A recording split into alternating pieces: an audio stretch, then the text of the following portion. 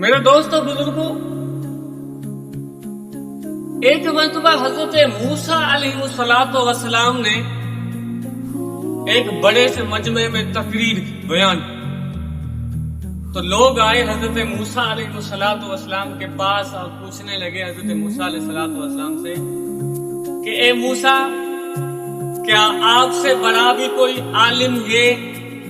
تو حضرت موسیٰ علیہ السلام نے کہا کہ لا ادری، مجھے پتا نہیں۔ حالانکہ حضرت موسیٰ علیہ السلام کے وقت کے اندر ایسا کوئی عالم تھا ہی نہیں، یہ حضرت موسیٰ علیہ السلام کی بات بھی درست بھی کوئی نہیں تھا، لیکن اللہ رب العزت کو یہ بات اچھی نہیں لگی، تو حضرت موسیٰ علیہ السلام کو اللہ رب العزت نے کہا کہ ایک میرا بندہ ہے، وہاں جا کے تم سے علم سے۔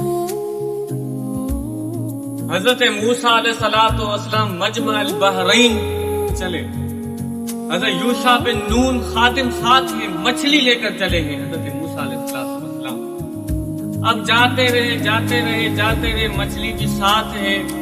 ایک جگہ وہ آئی جہاں پہ ایک بندہ سویا ہوا ہے، چادر اوڑھ کے سویا ہوا ہے۔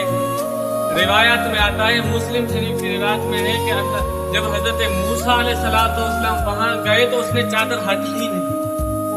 حضرت موسیٰ علیہ السلام نے سلام کہا، السلام علیکم ورحمۃ اللہ، تو اس نے جواب دیا اور کہا کون آ گیا ہے یہاں مجھے سلام کرنے کے لیے؟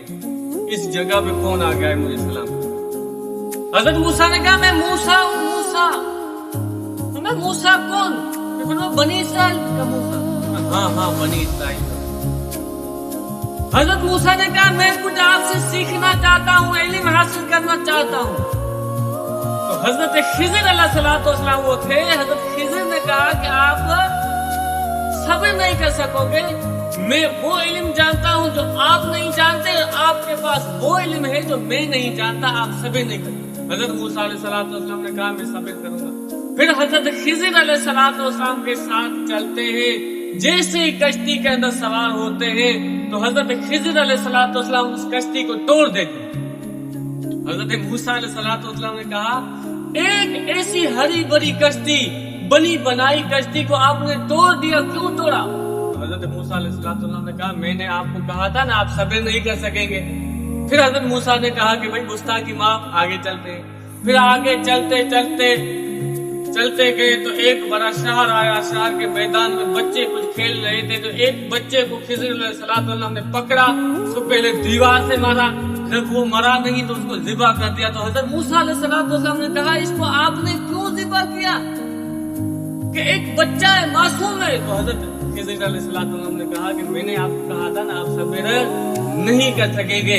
اسی طرح پھر موسیٰ نے کہا کہ اب میں صبر کروں گا۔ آگے چلتے گئے تو ایک دیوار جو گرنے کے بالکل قریب تھی، قرآن میں آتا ہے بالکل قریب تھی، تو حضرت موسیٰ علیہ السلام نے اس دیوار کو خراب کر دیا۔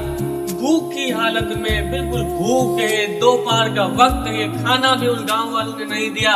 تو حضرت خضر نے کہا کہ دیوار تو گرنے والی تھی، آپ اس سے اجرت لے لیتے، مزدوری لے لیتے، ہم کھانا کھا لیتے۔ تو حضرت موسیٰ علیہ السلام نے کہا کہ آپ اجرت لے لیتے۔ حضرت خضر نے کہا کہ میں نے آپ کو کہا تھا، آپ میری بات کے اوپر کیا کرو گے؟ صبر نہیں کر سکو گے۔